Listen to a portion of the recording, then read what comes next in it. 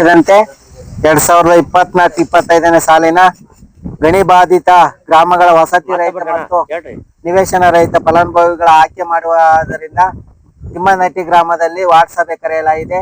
ಈ ವಾರ್ಡ್ ಸಭೆ ಅಧ್ಯಕ್ಷತೆಯನ್ನ ನಮ್ಮ ಗ್ರಾಮ ಪಂಚಾಯತ್ ಅಧ್ಯಕ್ಷರಾದಂತ ಶ್ರೀಮತಿ ಲಕ್ಷ್ಮೀದೇವರು ಈ ಸಭೆ ಅಧ್ಯಕ್ಷತೆಯನ್ನು ವಹಿಸಿದರೆ ಅವರಿಗೆ ನಾನು ನಿಮ್ಮೆಲ್ಲರ ಪರವಾಗಿ ಸ್ವಾಗತವನ್ನ ಬಯಸ್ತೇನೆ. ಮತ್ತು ಇದೇ ಊರಿನ ವಾರ್ಡ್ ಸದಸ್ಯರಾದಂತ ದೊಡ್ಡಯ್ಯನವರು ಸಹ ಈ ಸಭೆಯಲ್ಲಿ ಇದ್ದಾರೆ, ಅವ್ರಿಗೂ ನಾನು ಈ ಸಭೆ ಪರವಾಗಿ ಸ್ವಾಗತವನ್ನ ಬಯಸ್ತೇನೆ.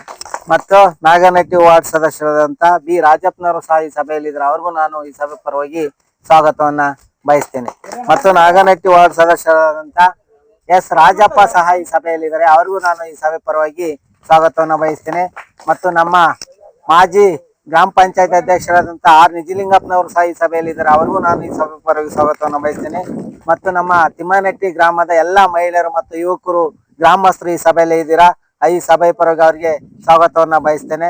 ಮತ್ತು ನಮ್ಮ ಗ್ರಾಮ ಪಂಚಾಯತಿ ಎಲ್ಲ ಸಿಬ್ಬಂದಿಗಳು ಸಹ ಈ ಸಭೆಯಲ್ಲಿ ಇದ್ದಾರೆ, ಅವ್ರಿಗೂ ನಾನು ಈ ಸಭೆ ಪರವಾಗಿ ಸ್ವಾಗತವನ್ನ ಬಯಸ್ತೇನೆ.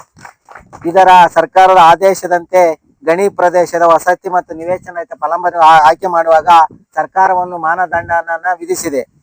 ಫಲಾನುಭವಿ ಏನೇನು ಹೊಂದಿರ್ಬೇಕು ಅಂದ್ರೆ ಫಲಾನುಭವಿ ಕಡ್ಡಾಯವಾಗಿ ಮಹಿಳೆಯರಾಗಿರ್ಬೇಕು ಮತ್ತು ಅಂಗವಿಕಲು ಹಿರಿಯ ನಾಗರಿಕರನ್ನು ಹೊರತುಪಡಿಸಿ ಎಲ್ಲ ಮಹಿಳೆಯರಾಗಿರ್ಬೇಕು.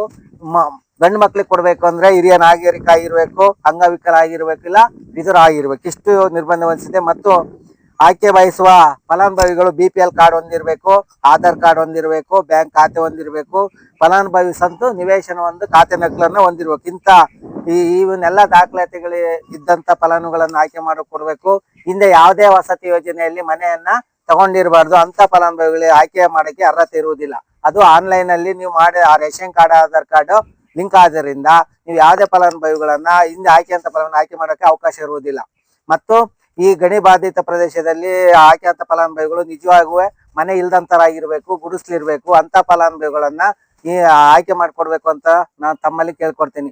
ಆಮೇಲೆ ನೀವು ಏನೋ ಸುಮ್ನೆ ನೀವು ನಮ್ಗೆ ದಾಖಲಾತಿ ಸುಳ್ಳು ಮಾಹಿತಿ ಕೊಟ್ಟು ಸೇರಿಸಿದ್ರು ಸಹ ಇದಕ್ಕೆ ಮಾನ್ಯ ಹೈಕೋರ್ಟ್ ಮುಖ್ಯ ನ್ಯಾಯಮೂರ್ತಿಗಳೇ ಇದಕ್ಕೆ ಅಧ್ಯಕ್ಷ ಆಗಿರ್ತಾರೆ. ಆದ್ರಿಂದ ಇದು 3 ಟೀಮ್ ಇರುತ್ತೆ, ಚೆಕ್ ಮಾಡಕ್ಕೆ 4 ಕೊಟ್ಟೆ ಪಟ್ಟಿಯನ್ನು ತಗೊಂಡು ಸೀದಾ ನಿಮ್ಮಂತಕ್ಕೆ ನಮ್ಮನ್ನು ಕೇಳೋದು ಬರ್ತಾರೆ. ಇದು ಫಲಾನುಭವಿನ ಇವ್ರು ಮಾಡಿದ ಆಯ್ಕೆನ ಸರಿ ಇದೆಯಲ್ಲ ಅಂತ ಹೇಳಿ ಸೂಕ್ತ ರೀತಿಯಲ್ಲಿ ತನಿಖೆ ಮಾಡ್ತಾರೆ. ಆದ್ರಿಂದ ನಿಜವಾಗಿ ಯಾರು ಗುಡಿಸಲಿದ್ದಾರೋ, ಯಾರು ಮನೆ ಬಿದ್ದು ಶಿಥಿಲಗೊಂಡಿದೋ, ಯಾರು ನಿರ್ಗತಿಕರಿದ್ದಾರೋ ಅಂತ ಫಲಾನುಭವಿಗಳಿಂದ ಸೂಕ್ತ ರೀತಿಯಲ್ಲಿ ಮಹಿಳೆಯರಾಗಿರ್ಬೇಕಂತ ಆಯ್ಕೆ ಮಾಡ್ಕೊಡ್ಬೇಕಂತ ಮತ್ತೊಮ್ಮೆ ತಮ್ಮೆಲ್ಲರ ಗ್ರಾಮಸ್ಥರನ್ನು ಹೊಂದಿಸುತ್ತಾ ಸೂಕ್ತವಾಗಿ ಆಯ್ಕೆ ಮಾಡಿಕೊಳ್ಳಿ ಅಂತ ನಾನು ಮಾತಾಡಲು ಅವಕಾಶ ಕೊಟ್ಟಂತ ನನ್ನ ಮಾತನ್ನ ಮುಗಿಸ್ತೇನೆ.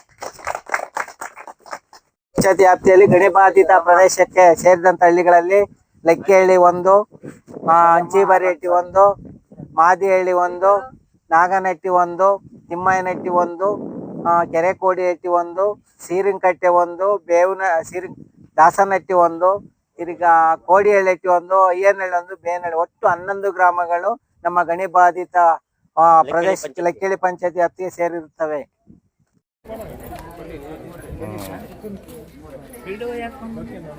ಯಾರಿಗೆ ಕೊಟ್ಟಿದ್ದ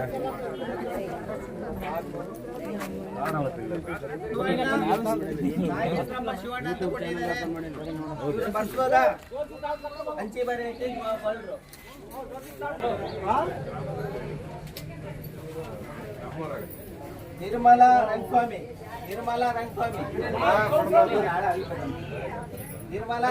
ಕೊಡುವುದಾ?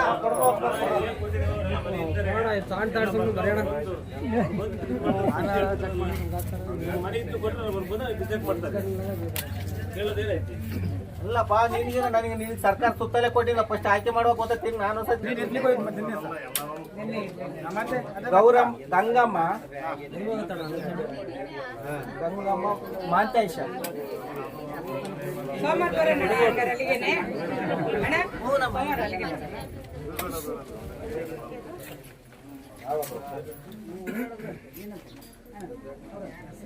ಸುಳ್ಳಿ ಚಿಕ್ಕಪ್ಪ,